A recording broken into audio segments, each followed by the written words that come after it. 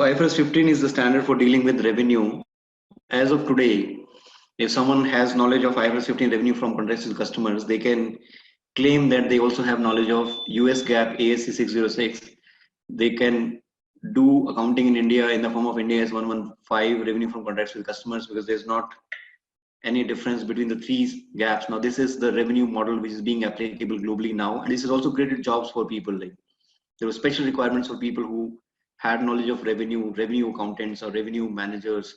There were new job opportunities which opened up because of the standard for dealing with revenue.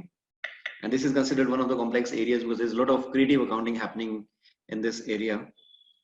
So if I talk about the standards which merged, I talked about one. If you notice that IAS 11, 18 and 15 are merged now. So there was a standard for customer loyalty programs, that how to deal with the coupon points or rebate points you get, how to deal with them. So there was a special IFRIC or interpretation which was introduced earlier, which is also now part of it now. If there's any rebates or concessions, they form part of variable considerations, and we need to be careful about those variable considerations with recognizing the revenue. I'll talk about them as a progress. Transfer of assets from customers, that if there's any non-cash considerations. Now transfer of assets from customers is now termed as non-cash considerations, that if there's any non-cash consideration, instead of receiving in cash, we are receiving some assets from customers.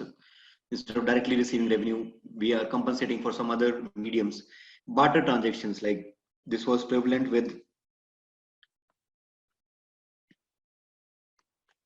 mainly advertising companies used to use this standard, that they were advertising on behalf of companies. Suppose if they are advertising for a builder, they were demanding flats in exchange for advertising. If they are advertising for a car company, they were demanding cars against advertising in the newspaper. So this was a lot happening. So barter transactions were supposed to be done at fair value of the asset given up and fair value of the asset received. If there was any difference between the two fair values, that was recognized as profit. If it was at the same price, now if there's any barter with the same product, like an oil well being replaced or being sold against an oil well which is the same value, same commercial substance, then there's no transaction, it's simply an exchange of asset. So this was being done through SIC 31. Now all these standards are merged and there's only single revenue standard. This also creates a lot of easiness for the accountant, that he'll not have to worry about if he writes IAS 11 or 18, or if he doesn't write that interpretation which is actually guiding on that revenue recognition. He simply says that he's in compliance with IFRS 15 revenue from contracts with customers.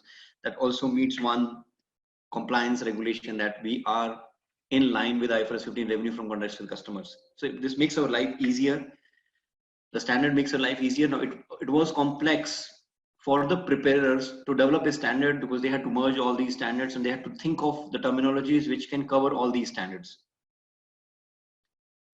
So revenue is based on the core principle that we need to depict the transfer of goods or services. Now we are in the business of either goods or either services. Either we are selling goods or either we are selling services to customers in an amount that reflect the consideration to which an entity expects to be entitled. Why they are highlighting the word expects to be entitled? That if there is any doubt, if there is any uncertainty on the amount, will not be recognizing revenue. If there is any variable consideration attached to it, if there is any clause attached to it, which may reduce the revenue in future. So we'll be very conservative in approach. We'll be recognizing revenue only to the extent which we believe will never be reversed in future. So we have to be very careful, keeping in mind that we'll recognize revenue only which we believe will remain in the books, and there are no chances of reversal. If there are any chances of reversal on the basis of any rebates, concessions, discounts, or any other clause which may reduce our revenue in future, we will not recognize it until that uncertainty is clear in exchange for those goods or services. So this is the new model, 5-step model. This we do every day. This we do every day, that we recognize revenue on the basis of 5 steps, or we deal, even if you buy something from the nearest departmental store, you enter into a contract. So one party is selling you goods, you agree to buy that good and you agree to pay that price. Now if it is bundled contract, I identify separate performance obligations. Now when you are purchasing something, if there is any equipment you are purchasing which also requires installation, whether the other party is selling that installation as part of the product or whether they are selling that installation separately. You're buying a car from the market, you get a standard warranty on the car. Whether you like to buy the standard warranty or not, the car price doesn't get reduced. That's the standard warranty given with every car being sold. So is it a separate performance obligation or is it a part of the sale of car? So we'll recognize revenue as sale of car. And if there is any standard warranty given, that standard warranty is, if it is not being sold separately, that is an obligation of the entity and we need to create a provision.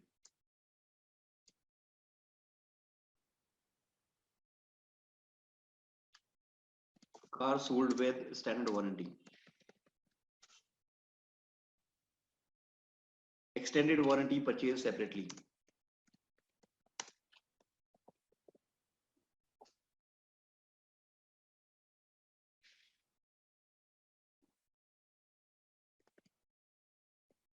Now, if there is a separate price, if the car is being sold with standard warranty, what is the price of the car? Suppose 10 lakhs.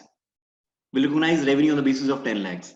But if there is a separate extended warranty being purchased for 50,000, that is a separate performance obligation and we'll recognize it separately. Now the car is being sold at a point in time. And this extended warranty may be over a period of time. We'll recognize revenue for this extended warranty on the basis of the period. If it is for 3 years period, we'll spread this revenue of 50,000 over the 3-year period. We'll not recognize the sale of 10 lakh 50,000 immediately. We can recognize the sale of 10 lakh immediately because we have sold the car at a point in time. Now, if there's any standard warranty attached to it, which cannot be purchased separately by the customer, even if the customer doesn't wish it, that comes because of government regulations, that comes because of company policies, then the selling company will have to create a provision. Create a provision for standard warranties.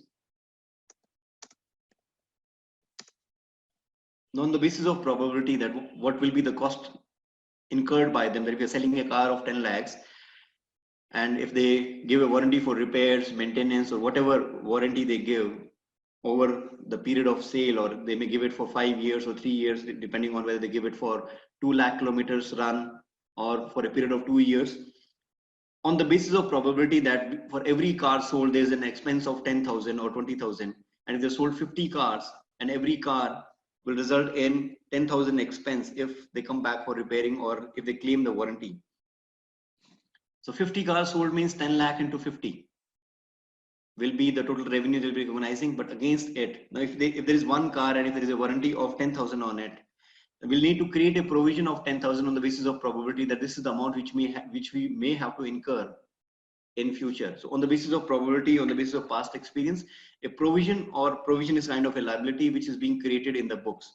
But if there is an extended warranty, we'll create a revenue as well as will create a liability as well on the basis of probability that how much of the extended warranty repairs we need to incur, which will result in the cost. So there is a revenue, but there is a cost in the form of people turning up in future for repairs. So there are two things. One is standard warranty, one is extended warranty. Whether the performance obligation is distinct, whether the performance obligation is part of the product. In case of standard warranty, it is part of the product. It is being sold at a point in time. So we need to create a provision for it. Extended warranty is a separate performance obligation, is distinct from the product. If it is distinct from the product, it is to be recognized separately depending on whether it is being sold at a point in time or over a period of time. So we need to be very careful about distinguishing the goods or services being sold. That's the analysis we need to do.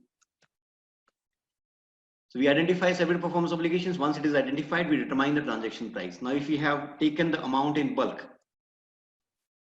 suppose there's a machine being sold. Along with it, there are some accessories being sold.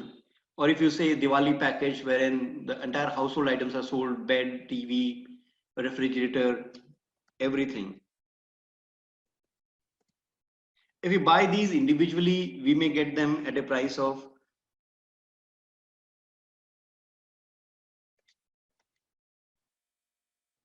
if we would have bought them, it may have costed us 45,000. But because of sale or because of bundled package, the offer price is 35,000. So how much revenue to be recognized for each component which we are going to deliver, though we are delivering it as a bundled package. So we have to look at the relative standalone price. The standalone fair value price is 15,000, 10,000 and 35,000. So this 35,000 will be divided on the basis of relative fair value price of each product.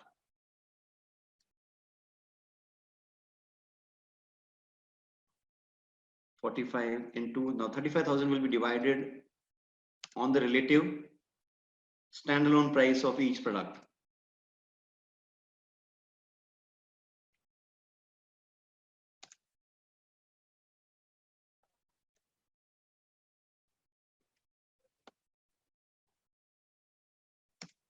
So we have been successful in determining the transaction price of each product. As they are being delivered, they are delivered in a package. So we'll recognize revenue of only 35,000 of the amount we have received, and how much revenue for each component will be divided on the basis of the relative standalone prices. So next step is to determine the transaction price. What is the transaction price for each item? The fourth is allocate the transaction price to the performance obligation. What we did? We allocated the transaction price to each performance obligation which was being delivered to the customer. First, we identified the transaction price, then we allocated the transaction price, and this transaction price is net of any rebates, concessions, any amount. So this is the final amount which the party is going to receive. If there's any rebate, concession, if there is anything on it, we'll not include it as part of the transaction price, we'll remove it. Finally, once we know this, we recognize revenue as the performance obligation is being satisfied, whether the performance obligation is being satisfied at a point in time or over a period of time. This we do every day, even in a normal transaction, whether you're buying a computer, whether you're buying a TV. These are the 5 things we do in every sale purchase activity. So what they have done, they have elaborated in such a manner that makes it very clear that at what point, how we are going to recognize revenue, and we identify it. So there can be variable considerations as well in the sale, that an entity shall include the transaction price, some or all of a variable consideration. Variable consideration means that it is dependent on some outcome. Suppose there are bulk sales as well, there are volume discounts as well. That if the buyer purchases beyond 10,000 units, they'll get a discount, additional discount. If they purchase beyond 20,000 units, they get an additional discount. Now there's a variability in it that if they reach that point of sale of 10,000 units or 20,000 units, the total price to the customer decreases. If the total price to the customer decreases, the revenue is bound to decrease.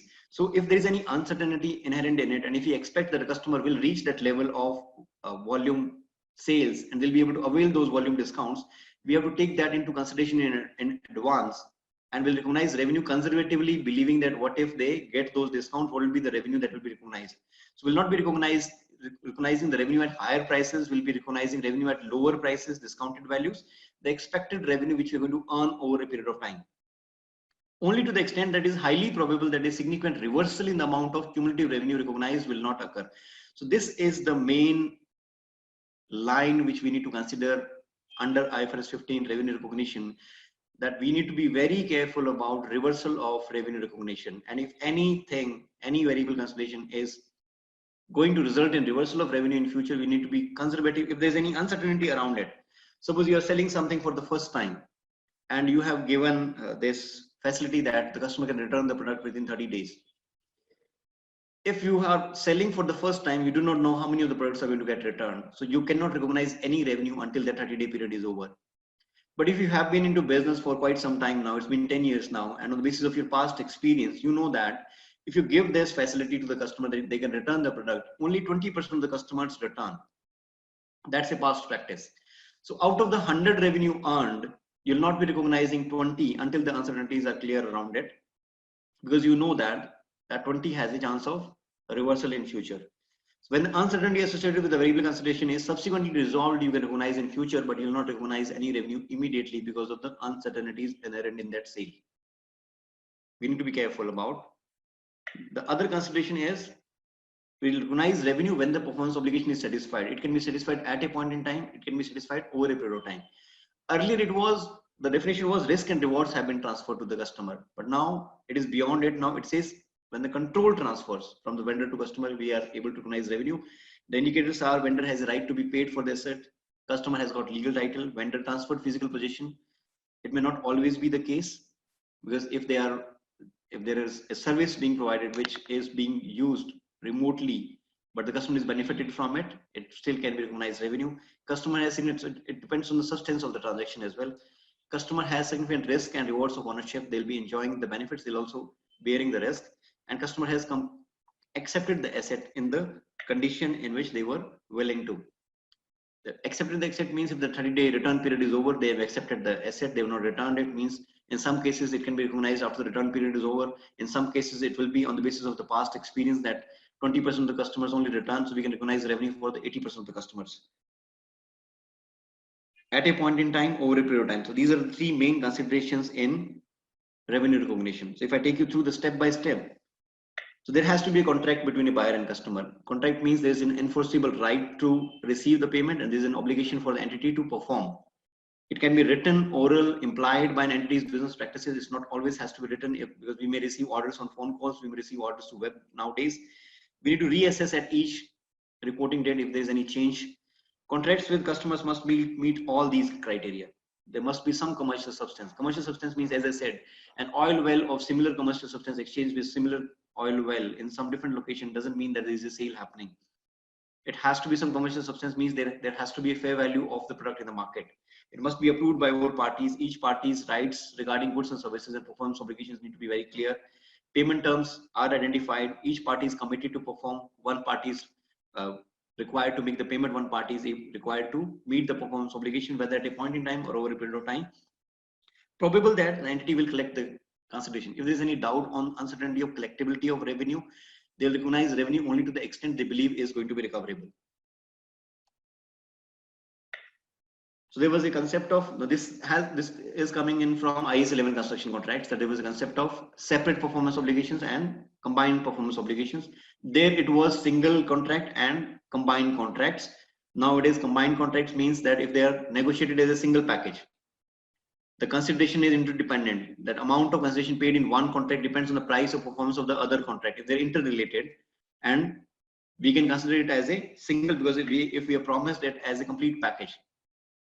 Suppose there is a road to be constructed, then there is a bridge. There is a contract given for constructing a bridge on Niagara Falls. One road is to be constructed on the Canada side, one road is to be constructed on US side, and there is a bridge to be constructed, and all these is given as a single package to one contractor. And suppose India is the contractor for it. So, and Modi on his recent visit could win this contract for billions or whatever. They will be treating it as a single performance obligation and can be clubbed together, and whatever is the profitability or loss on this project will be considered as a single contract if they're interrelated. But if they are negotiated as simple, so we can combine these contracts like supply and installation, design and build, supply and update, supply and maintain, supply and host, supply and integrate, supply goods and services. These all can be clubbed as a single performance obligations. Hope Banu, your question is clear now, that if there is anything further after sales service, it can be clubbed as a single performance obligation. Now we'll identify those performance obligations as some are being satisfied at a point in time, some are being satisfied over a period of time. So we'll recognize revenue for the over a period of time on the basis of the performance obligation being satisfied. So contractual promises to deliver distinct goods or services to customer. Now distinct, what it distinct means, customer can benefit from the goods or service on its own or with other readily available sources like the bridge, the road on their own individually, goods or services separately identifiable from other promises in the contract. Like in the bundled contract, I said refrigerator, machine, accessories, they can be used on their own, they are separate. If there is an installation which will be required, which can be also forming part of the project. Until the installation is complete, the product is not considered to be delivered or satisfied. If it is an integral part of the product sale, then until that installation is complete, the sale is not considered complete. The revenue recognition cannot be done. But if it is a simple plug-in that you bought a TV, you do not require any installation for it. You simply plug in the TV and you can play it. Refrigerator, you can plug in and play it. The moment it is delivered, you can use it. So the performance obligation is satisfied. So there's a lot of creative accounting here as well at a point in time, whether it is free on board, when the customer orders and he has made the payment, the product is still lying in your premises, you can recognize sale. It can be after delivery, when the product reaches the customer, you can recognize delivery. It depends on terms and conditions with the customer, when that sale is considered a sale. There are arrangements like bill and hold arrangement. Bill and hold arrangement is the customer has billed, bill and hold. In bill and hold, sale has taken place. Inventories are set aside and included as part of cost of sales,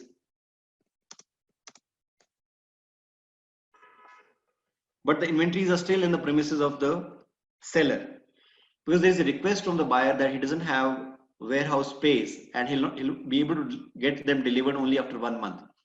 So this request doesn't result in non-recognition revenue, or this request doesn't result in that there's no sale happening here. The sale has already happened. It's simply that the seller may charge the customer for holding them in the warehouse. There may be a charge, it may be a facility given, whatever the reason. If it is on the request of the customer, the sale will still be considered and will be able to recognize revenue. Separately identifiable, if the promise is to deliver each of these goods individually, or combined item where the promised goods services are input, like part of the product, if they are required to be part of the product inherently, then two or more goods or services are not separately identifiable. If significant service of integrating goods or services with other goods or services is not possible, one or more of the goods or services significantly modifies or customizes one or more of the other goods or services. If one is resulting in formulation of another, then they are definitely being combined. They cannot be treated separately. If they are integrated as part of the project, and if they're highly interdependent, they cannot be considered as separate performance obligations, because until we perform the completion of the road, we'll not be able to complete the bridge on the other side, and until that bridge is complete, the road on the other side may not be complete. It can happen simultaneously, but all the three are required to be done to consider the project as complete. Interdependent, interrelated, integrated. The work on one modifies the product, then they are combined. They're considered as single performance obligations. I talked about warranties. It can be assurance type and can be service type. Assurance type means product will function as specified. It is required by law. As I said, I talked about standard warranty being provided with the car. If it is a standard warranty, there is no separate performance obligation, but we need to create a provision because we are liable to meet those warranties given. But if it is a separate warranty that can be purchased separately, as I said, extended warranty that provides the customer with assurance that they are beyond the assurance that product will function as specified, they are selling it separately, then there is a separate performance obligation, separate revenue recognized, and it can be depending on when the performance obligation is satisfied, at a point in time or over a period of time. This is being confused sometimes. Hope this is clear. The relationship of a standard warranty and an extended warranty, and how it is related to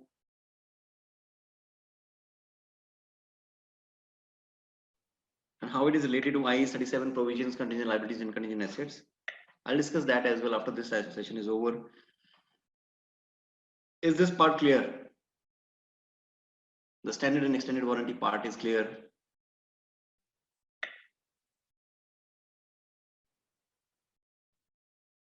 Then we determine the transaction price. Transaction price is the amount which the entity expects to be entitled to be received in exchange for transferring goods or services. Now it is dependent on these components. Specific consideration is given to variable consideration. Variable consideration is one component which requires a lot of analysis on what is to be clubbed or included as part of transaction price or not. So this is one component which requires a lot of attention.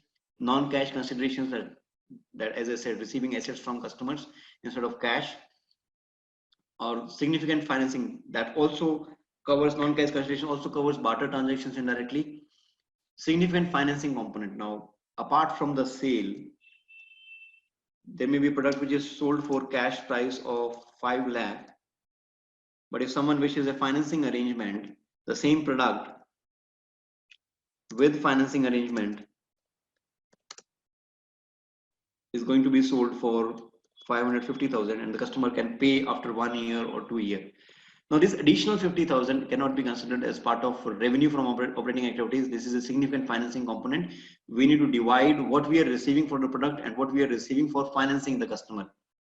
So whatever we are receiving for financing the customer will be receivable. There will be some interest income recognized on it, and it will be recognized separately. We need to divide it into two components. We cannot consider the entire 550,000 as revenue. Our revenue will remain 500,000. This additional amount which will be earning in the form of income over a period of time. So the interest, royalties and dividends, which was part of IAS 18 revenue, is automatically inherently clubbed into variable consideration or significant finance component of it. Consideration payable to a customer if we have received anything in reverse from the customer, if customer has provided us any service and we have provided some goods or services to the customer and we try to settle it on the basis of a barter transaction, then we need to do it at fair value in the market. What is the fair value of the consideration given up? What is the fair value of the consideration received? And the difference will be liable to pay. So we can recognize the revenue of the goods and services we are providing, whether we receive in cash or other mediums. That will not become the reason for not recognizing anything. We'll have to recognize the revenue on the basis of the goods or services provided, and also in the purchases. So variable consideration can be result of discounts, rebates, refunds, credit notes, price concessions, incentives, performance bonuses, penalties, awards. Contingent consideration is the occurrence or non-occurrence of an event which is dependent on some future period. We do not know what will be the outcome of the result, but if it is directly linked to revenue, that if this happens, will give more. The customer says that we'll give you more, we'll give you incentive, we'll charge a penalty if it doesn't perform as per our expectations. Stepped price arrangements, as I said, 10,000 units the price is different, 20,000 units the price is different, 30,000 units the price is different. But there's a difference between price concession and credit risk. What is the difference between the two? Price concession is offered to encourage a customer to purchase goods or services depending on their past history of credit notes, past history of offering discounts to difficult customers, or discounts, rebates, refunds, or credits. So we'll recognize revenue at the amount which we expect to receive, which we are entitled to receive, which we believe will be recoverable. Credit risk is the risk that entity will be unable to collect the amount of consideration that is entitled under the contract. So transaction price is not adjusted for the effects of customer's credit risk. So this, we have not reached the level of error presentation as yet that if we have sold to customer and if the customer is doubtful, in first place we should not get into the arrangement. But if you have got it and the customer becomes risky later on, so there is a provision of bad debts which will create, but will not reduce the transaction price on the date of initial recognition, and if the credit risk of the customer is not very good in the market. So the best way is to either avoid getting into sale with them, but if we get into a sale with them, we cannot say that there's a doubt on the collectability. The variable consideration is not relating to the credit risk, it's relating to the price concessions, discounts, rebates which may occur, which may reduce the revenue in future. If there's any right of return given to the customer which may reduce the revenue, so we have to take into consideration every aspect which may result in reversal of revenue. This is not resulting in reversal of revenue, this is uncollectability of amount because of the credit risk of the customer. This is not related to the sale, this is related to the customer not being able to pay. That will be treated in the form of bad debts on the basis of the expected losses, which may, the trade receivables will be subject to expected credit losses. Now in case of financial instruments, there used to be incurred loss model, now in future there will be expected loss model. And if we have sold any goods and our trade receivables is built up because of it, in case of trade receivables, there is no choice, we'll have to look at the lifetime expected loss. That what loss we are going to expect from the customer, we'll create a provision for that lifetime expected loss on the receivables and we'll create a provision for them. But that doesn't mean that we'll be reversing the revenue for it. Is this point clear, like whatever I tried to convey?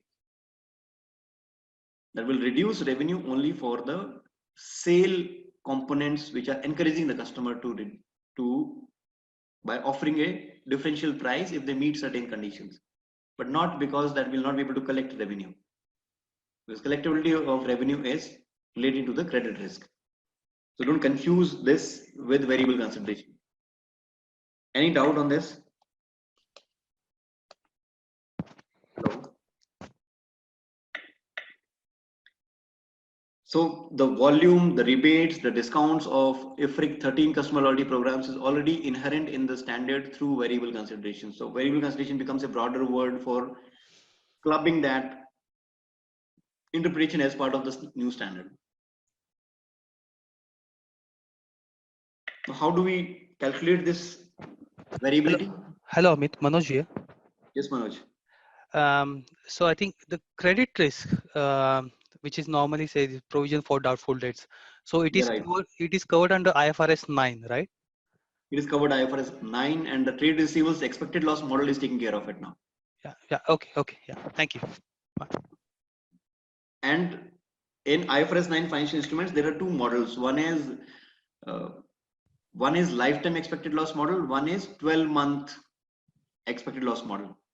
Okay. Now, Okay. there is a exception in case of trade receivables, that since trade receivables are normally supposed to be realized within 1 year, that's an expectation. So Yeah. lifetime expected loss model cannot be applied on it. Okay. But IFRS 9 says that in case of trade receivables, we'll have to apply directly lifetime expected loss model, because 12 months will not mean much to it, because there is a risk. So in lifetime expected loss model, what happens that if the customer is not risky, non-risky customers, we check their loss provision, which can happen in 1 year. But if the amount is 30 days past due, the customer becomes risky. Then we check the lifetime expected loss from that customer, that how much lifetime expected loss will happen on this amount which we are expecting to receive. Okay. The third is non-performing. Risky non-performing means we are not able to receive it. In the third scenario, we actually impair that receivable, whatever we are recording, impair that asset which we are recording in the books. The third stage results in an impairment. So there are three stages, but in case of receivables, it's automatically in the second stage, that will check the lifetime expected loss on this receivable and will create a provision immediately. Yeah. Clear? Yeah. Okay. Thank you. In detail, I'm discussing IFRS 9 financial instruments, but I think the relationship with other standards is essential, like how they are related. Like, Yeah. Yeah. True. this has a relationship with IAS 37 provisions as well, expected value method and most likely amount. Now the standard on provisions wants us to expect the values. So we do not know the actual amounts, but we can at least expect it. Expectation helps us to recognize something than recognizing nothing. So it's still fairer than eliminating something from the books. That even if you are able to recognize something closer to the actual amounts, we are still fairer in our presentation than not disclosing or not disclosing any amount or nil amount in the balance sheet.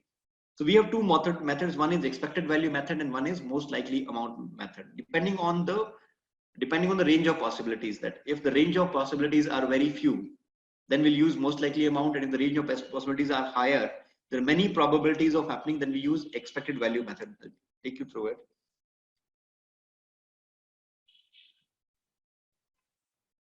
If the expected revenue, the chances 60% recognition are 300,000. 20% chances are of recognizing 275,000, and 10% chances are to recognize 325,000. What is the most likely amount? What is the probability? In which case the probability is high? So the most likely amount to happen is 60%. So we'll recognize revenue. Most likely among them is 300,000. So we can use the most likely amount and take this on the as a basis of our disclosure, that this is what we have used. Since the probabilities were very few, we could make out that this is the most likely amount. We can recognize revenue at 3 lakh. But if the probabilities are very high, the chances of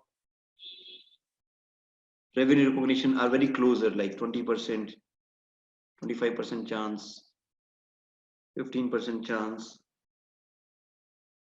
30% chance of happening something.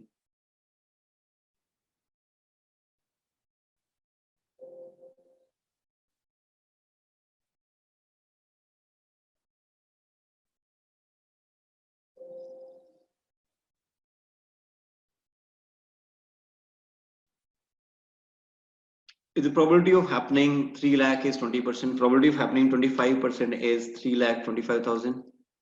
Probability of happening 15% is 275,000. Probability of happening 30% is 2 lakh 50,000. Probability of happening 10% is 280,000. So at what amount you will be recognizing revenue? There are different probabilities. So we use expected value method. We take the expected values of these.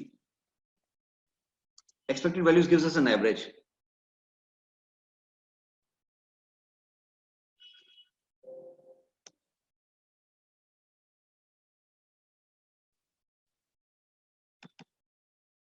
So if we recognize revenue at 285,500, we'll be able to meet all these expectations. If I recognize revenue at 285, I'll be not very far away from 275, will not be very far away from 280.